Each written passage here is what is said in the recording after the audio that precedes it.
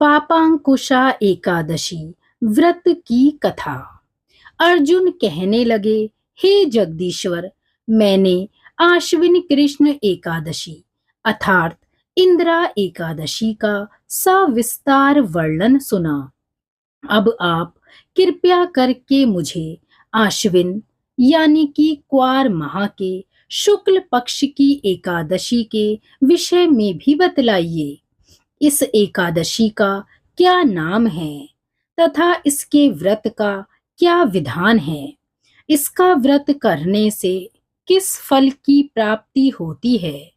कृपया यह सब विधान पूर्वक कहिए।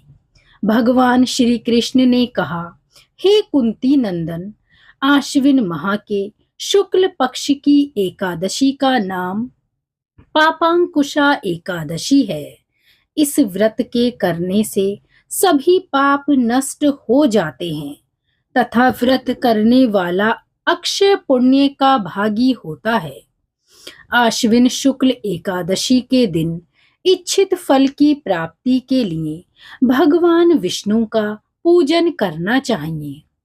इस पूजन के द्वारा मनुष्य को स्वर्ग लोक की प्राप्ति होती है।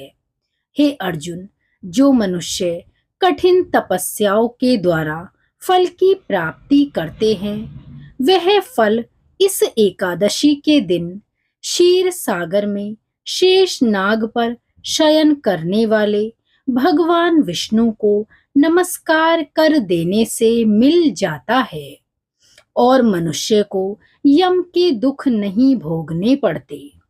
मनुष्य को पापों से बचने का दृढ़ संकल्प करना चाहिए।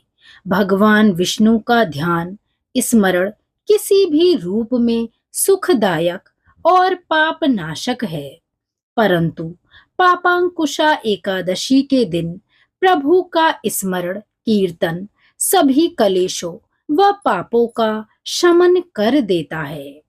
पापांकुशा एकादशी की अब मैं तुम्हें कथा सुनाता हूँ। हे अर्जुन, तुम इसे ध्यान पूर्वक श्रवण करो। प्राचीन समय में विंध्य पर्वत पर क्रोधन नाम का एक बहेलिया रहता था। वह बड़ा क्रूर था। उसका सारा जीवन हिंसा, लूटपाट, मद्यपान और गलत संगति पाप कर्मों में बीता।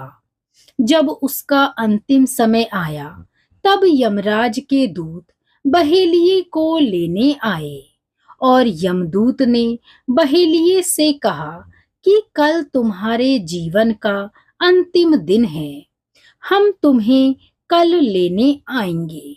यह बात सुनकर बहेलिया बहुत भयभीत हो गया और महर्षि अंगिरा के आश्रम में पहुंचा और महर्षि अंगिरा के चरणों पर गिरकर प्रार्थना करने लगा, हे ऋषिवर, मैंने जीवन भर पाप कर्म किए हैं।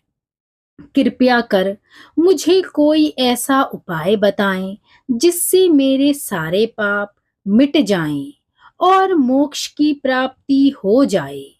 उसके निवेदन पर महर्षि अंगिरा ने उसे आश्विन शुक्ल पक्ष की पापांकुशा एकादशी का विधि पूर्वक व्रत करने को कहा। महर्षि अंगिरा के कहे अनुसार उस बहेलिये ने यह व्रत किया और किए गए सारे पापों से छुटकारा पा लिया और इस व्रत पूजन के बल से भगवान की कृपा से वह विष्णु लोक को गया। जब यमराज के यमदूत ने इस चमत्कार को देखा, तो वह बहेलिये को बिना लिए ही यमलोक वापस लौट गए। बोलिए श्री हरि विष्णु की जय।